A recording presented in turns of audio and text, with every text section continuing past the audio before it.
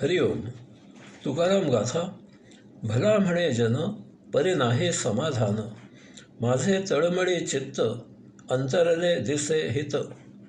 कृपेचा आधार नाही, दंभ झाला फार. तुका म्हणे कृपे, अंतराय कोण्या पापे. संतश्रेष्ठ जगद्गुरू तुकारामबुवा महाराजांनी या अभंगामध्ये अर्ध्या हळकुंडाने पिवळेपण आल्याचा आभास होणारे साधना सुरू केली की काही कालावधीमध्येच आपण साक्षात्कारी झालो असा गैरसमज करून घेणारे, थोड्याफार संस्कृतच्या ज्ञानाच्या जोरावर स्वतःला गुरु समजणारे, तसेच अशा दांभिकांच्या नादी लागणारे, अशांना सद्गुरुपदे आरूढ करणारे, कसलाही विचार न करता कोणालाही गुरु मानणारे, अशा मूर्खांच्या भूमिकेमधून हा अभंग सांगितला आहे.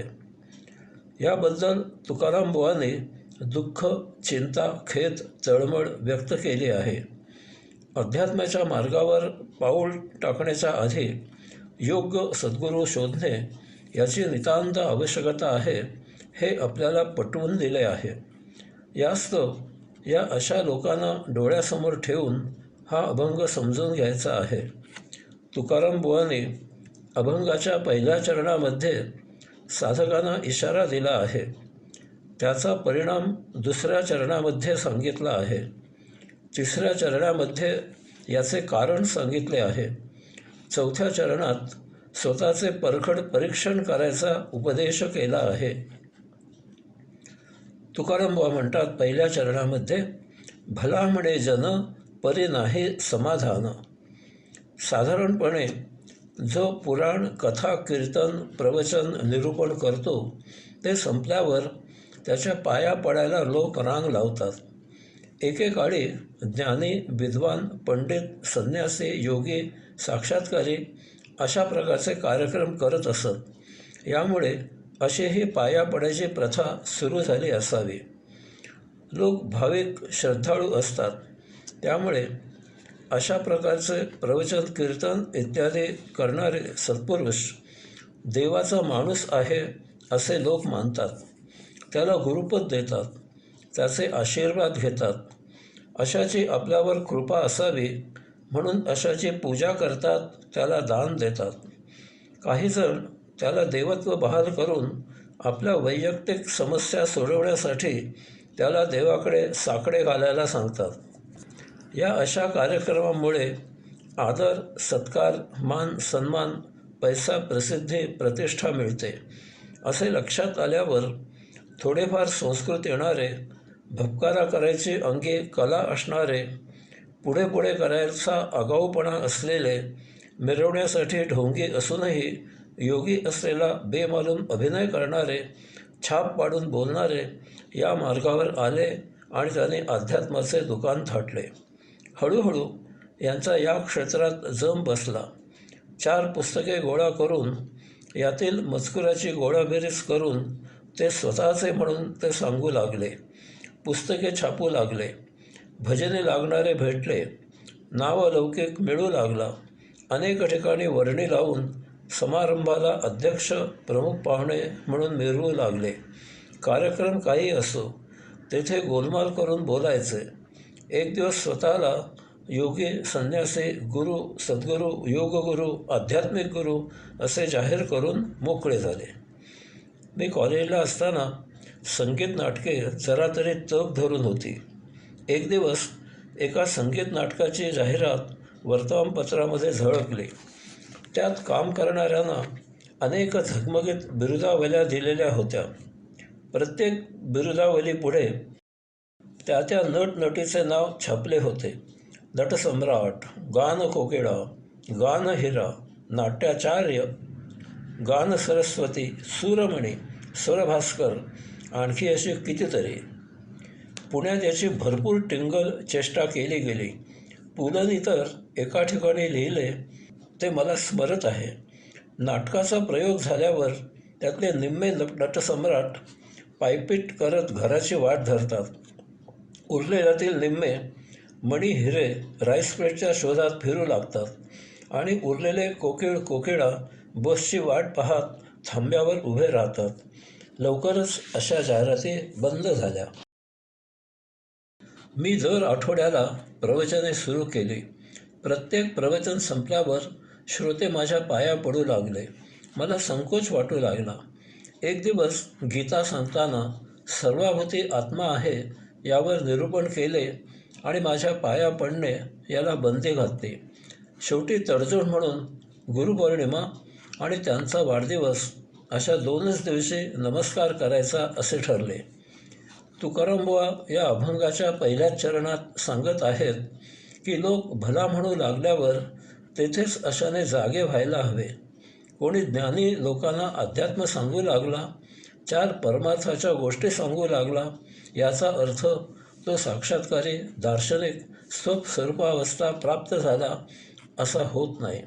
कोणी जनसेवा करू लागला, सामाजिक काम करू लागला, जनजागृती करू लागला, याचा अर्थ तो साक्षात्कारी दार्शनिक स्वस्वरूपावस्था प्राप्त झाला असा होत नाही.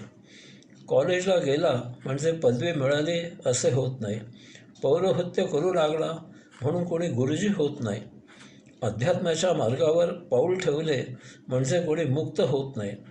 या मार्गावर शेवटपर्यंत यात्रा संपन्न करावी लागते. म्हणजे अशाच्या वर्तणुकीवरून, चालचलनावरून, आचरणावरून तो साक्षात्कारी झाल्याचे इतरांच्या लक्षात येते. तुकारामबुवा येथे अध्यात्मावर भाष्य करणाऱ्यांना, प्रवचने देणाऱ्यांना मोलाचा उपदेश करत आहेत की अशा प्रकारे लोक भला, चांगला, सत्पुरुष वगैरे म्हणू लागले की किंवा अशाला साक्षात्कारी दार्शनिक स्वस्वरूपावस्था प्राप्त असे म्हणू लागले की सौख्याच्या उकड्या फुटू न देता त्या बिरुदावल्यामुळे हर्षोन्माद न होता परखडपणे स्वतःबद्दल विचार करावा. स्वतःची पारख करावी की मी या सर्वाला पात्र आहे का? मी खरोखरच दार्शनिक आहे का? समजा जरी असे असले तरी अशा प्रकारे आत्मसन्मुख झालेल्यांना दररोज आपल्यापुढे पायाशी वाकायला लावणे योग्य आहे का? अजून एक महत्त्वाची गोष्ट लक्षात ठेवावी की आज ना उद्या हे बिंग उघड होणार यात तिळमात्रही संदेह नाही. त्यावेळी हेच आपल्या पाया पडणारे त्यांच्या पायापाशी उभे करणार नाहीत. अर्थात याची चाड लाज असणाऱ्यांसाठीच हे सांगणे आहे. कारण अशा प्रकारे छिथू झाली तरी निलाजरेपणे समाजात वावर करणारेही पाहायला मिळतात. तुकारामबुवा सांगतात की जो प्रामाणिक आहे त्याला या मान सन्मानाची खंत वाटते. त्याला यामुळे समाधान मुळीच वाटत नाही. तो यामुळे व्यथित होतो. कारण याचे जे दुष्परिणाम आहेत ते त्याला स्वतः जाणवतात. हे दुष्परिणाम तुकारामबुवा 2ऱ्या चरणामध्ये सांगत आहेत. 2रा चरण आहे, माझे तळमळी चित्त अंतरले दिसे हित. तुकारामबुवा सांगतात की अशा प्रकारे अधिकार नसताना नमस्कार स्वीकारला, मान सन्मान करून घेतला तर अशाला अंतःस्पीडा होते. तो सतत बेचैन राहतो. त्याला मानसिक त्रास होतो. आपण काय आहोत हे त्याला स्वतःला नेमके माहीत असते. कारण मनुष्य इतरांना फसवू शकतो परंतु तो स्वतःला फसवू शकत नाही. त्याला त्याचे मन खायला उठते. सतत बेचैन व्हायला होते. तो स्वस्थ राहू शकत नाही. यालाच येथे तुकारामबुवांनी माझे तळमळी चित्त असे म्हटले आहे. वरवर लोकांपुढे ढोंगी अभिनय करून आध्यात्मिक सद्गुरूचे सोंग वठवून चोरून भोग घेऊन त्याचे मनस्वास्थ्य बिघडल्यामुळे, त्याची मनामध्ये सतत तळमळ होत राहिल्यामुळे तो नित्य उपासना व्यवस्थित करू शकत नाही. विठाईला तोंड दाखवायला लाज वाटते. ढोंगी, सोंगी, भोगी अशा अयोगिक वर्तनामुळे त्याच्याही लक्षात येते की आपण विठाईपासून दूर गेलो आहोत.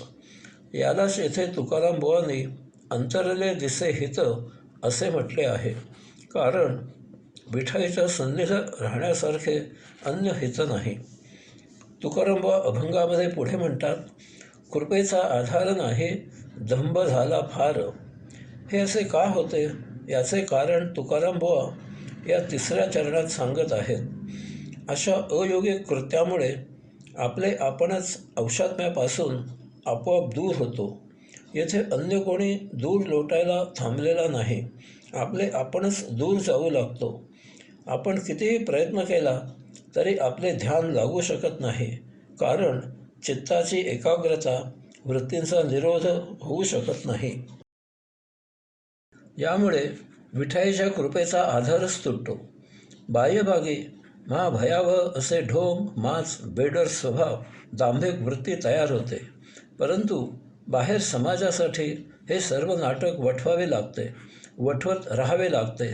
तथापि आतापर्यंत केलेल्या साधनेमुळे आतून सत्प्रवृत्तीच्या प्रेरणा सतत होत राहतात. लोक म्हणतात, सद्गुरू तुमच्यामुळे आमचे भले झाले.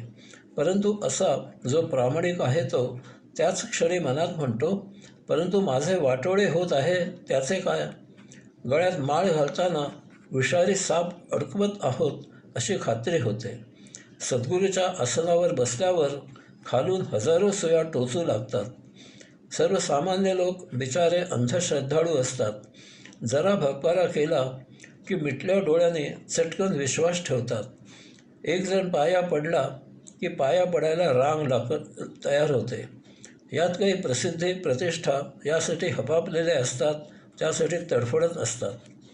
असे प्रसिद्धीसाठी वर्तमानपत्रात सद्गुरूबरोबर फोटो छापून आणतात. मठाला लाखो रुपये देणग्या देतात आणि आपले नाव भिंतीवर कोरून घेतात. यात त्या सद्गुरूची अवस्था धरले तर चावते आणि सोडले तर भुंकते अशी होते. तो असहाय्य होतो. यात काही असे ढोंगी, सोंगी, भोंदू गुरु यासाठीच जाणून बुजून भपकारा करत असतात. त्यांना हेच हवे असते. बिगडी जगण्यातच त्यांना सौख्य मिळते. याचे कारण हे त्यांचे गतसंचित असते. या संचितामुळे ढोंग करून मिथ्या, भ्रामक, असत्य मोठेपणा मिरवतात. परंतु हा काही संचित संपवण्याचा योग्य मार्ग नाही, कारण यामुळे संचित संपत नाही, उलट आणखी वाढते. या कारणास्तव जे सत्याचे आचरण करण्यासाठी तयार असतात, परंतु दुर्दैवाने बेबडी भगपारात अडकतात, तसेच जे गतसंचिताच्या फेऱ्यामुळे दुर्दैवाने अशा दांभिक मार्गावर भरकटतात, अशा दोघांसाठी तुकाराम बुवा या अभंगाच्या शेवटच्या चरणात उपदेश करत आहेत. चरण आहे, तुका म्हणे कृपे अंतराय कोण्या पापे. तुकाराम बुवा सांगतात की अशा प्रकारे अयोगिक, दांभिक, असत्य वर्तन झाल्यामुळे किंवा केल्यामुळे कसेही असो आपले चित्त शुद्ध नसते. मग आपण जाणून बुडून असे वर्त केलेले असते, किंवा आपल्याला लोकांनी दिलेल्या मान सन्मानामुळे विचलित होऊन आपले चित्त अशुद्ध झालेले असले तरी आपल्याला जाणवते की आपली उपासना पूर्वीप्रमाणे आता होत नाही, कारण आपण विठाईपासून दूर गेलो आहोत. आपण विठाईच्या कृपेला पारखे झालो आहोत. मग आता यावर उपाय काय करावा, कसा करावा? अशा प्रकारे वर्तन झाल्यामुळे लोक आपल्यावर शेरे मारू लागतात, आपल्याबद्दल उणे बोलू लागतात, आपली निंदा नालस्ती करतात, कारण आपल्याला आपले फक्त गुणच जाणवतात, परंतु लोकांना आपले फक्त दोषच दिसतात. अशी लोकांची प्रतिक्रिया मोकळ्या मनाने स्वीकारावी. असे लोक आपले हितकारी आहेत, आपल्यावर उपकार करणारे आहेत, या जाणीवेने अशा प्रतिक्रिया समजून घ्याव्या. यालाच अनुसरून आपले वर्तन सुधारावे, यासाठी सद्गुरूंना उपाय विचारावा. चित्तशुद्धीसाठी जी उपासना मला माहीत आहे ती मी आपल्याला सांगतो. आपल्याला माहीत आहे की चिपळूण तालुक्यातील श्री क्षेत्र परशुराम हे माझे गाव. तेथे मंदिरामध्ये माझ्या लहानपणी ब्रह्मेंद्र स्वामींची खोली होती. आता जीर्णोद्धारात तेथे काय व्यवस्था आहे ते मला माहीत नाही. त्या खोलीमध्ये गोसावी, साधू, संत राहायला येत असत. त्यापैकी काही जण 3 दिवस मौन पाळून त्या खोलीत स्वतःला एकांतात कोंडून घेत असत. दुपारी 12 वाजता असे मौनी बाबा 4 घरे माधुकरी स्वीकारत असत. फक्त त्यासाठीच ते बाहेर येत असत, बाकी त्यांचे दर्शन होत नसे. हे मौन आणि एकांतात कोंडून घेणे कशासाठी हे मला इंग्रजी शाळेची ट्रिप सज्जनगडावर गेली तेव्हा समजले. साधारण 1961-62 हे साल असावे. मी 9व्या इयत्तेत होतो. त्यावेळी सज्जनगडावर श्रीधर स्वामी महाराज एकांतात मौनात राहण्याची उपासना करत होते. एका खोलीत त्यांनी स्वतःला कोंडून घेतले होते. दरवाजाखालून सरकवून त्यांना गोसावी अन्नपाणी देत असत. स्वामींजवळ पाटी, पेन्सिल, पुस्तक वगैरे काहीही नव्हते. सेवेला ब्रह्मवादिनी वगैरे कोणी नव्हते. मौनात राहून सर्वांना भेटून पाटीवर लिहून संपर्क साधण्याचा भोंदूपणा नव्हता. पूर्णपणे स्वतःजवळ स्वसान्निध्यात राहिले होते. अशावेळी मौनात आत्मसंवाद करत होते. मौन ही विठाईची भाषा आहे, केवळ त्या भाषेचाच उपयोग करत होते. यायोगे आपली चित्तशुद्धी होते. चित्त म्हणजे बाह्य मन. ते जर शुद्ध झाले तर ते मुळातच बाह्य अयोगी ज्ञान अंतस्इंद्रियांकडे पाठवत नाही, कारण असे ज्ञान शुद्ध चित्त ग्रहण करत नाही. यामुळे पुढील अयोगिक वर्तनाचा प्रमाद मुळातच उखडला जातो. उपभोगांना अनुकूल परिस्थिती असूनही आपले चित्त विकाररहित राहते. दुसऱ्याचे चांगले झाले की आपल्याला आनंद होतो. आपली वृत्ती सदा आनंदी असते. यावर कसल्याही परिस्थितीचा परिणाम होत नाही. आपण सदा समाधानी राहतो. आपल्याबरोबर आपण इतरांना आनंद देतो, समाधान देतो. आपल्या नुसते सान्निध्यात जरी कोणी आले तरी ते आनंदी होतात. लोक भेटायला आले की आपण अध्यात्माशिवाय अन्य विषयांना थारा देऊ नये. अन्य विषय म्हणजे आपली अधोगती आहे, कारण आपले चित्त विठाईपासून विचलित होते. म्हणून आपण विठाईला मनोमनी प्रार्थना करतो की मला कोणतीही बिरुदावली नको, कसलाही लौकिक नको. मला आधी स्वतःसाठी, स्वतःच्या उद्धारासाठी साधू संत योगी व्हायचे आहे. त्यायोगे मी सदानंदी राहून तुझे कार्य म्हणून इतरांनाही सदानंदी ठेवू शकेन. मी जर ढोंगी वागलो तर मी तुझे कार्य कसे करणार? इतरांचा कसा उद्धार होणार? यासाठी आधी स्वतःचा उद्धार आणि मग इतरांचा उद्धार. यासाठी चित्तशुद्धीची आवश्यकता आहे. चित्तशुद्धी योगे आत्मसंवाद साध्य होतो. आपण स्वतः नेमके काय आहोत याची प्रचिती येते. आपल्यामध्ये परम ऊर्जा फैलावते. आपले महत् भाग्य असेल, विठाईची कृपा असेल तर दर्शन होते, साक्षात्कार होतो, स्वस्वरूपावस्था प्राप्त होते. एवढ्यासाठी या अभंगाची सांगता करताना तुकारामबुवा प्रश्न निर्माण करतात की विठाई माझ्यावर तुझ्या कृपेमध्ये हा अंतराय खंड का झाला आहे? याचे कारण माझी लायकी नसताना लोकांनी माझी स्तुती केली, त्याचा मला दांभिक ताठा आला. माझे चित्त लोकांच्या स्तुती सुमनाने अशुद्ध झाले. तुकारामबुवा उपदेश करतात की आधी साधू संत महंत व्हा, त्या महत् पदासाठी पात्र व्हा. ते पद अगोदर मिळवा, साक्षात्कारित व्हा. म्हणजे दांभिकच असे नव्हे तर सत्यस्तुतीचाही तुमच्यावर परिणाम होणार नाही. तुम्ही त्या अढळपदी अढळ राहाल, स्वतः कैवल्यानंदी व्हाल आणि सर्वांना स्वसान्निध्याचे कैवल्य प्राप्त करून द्याल. हरिओम.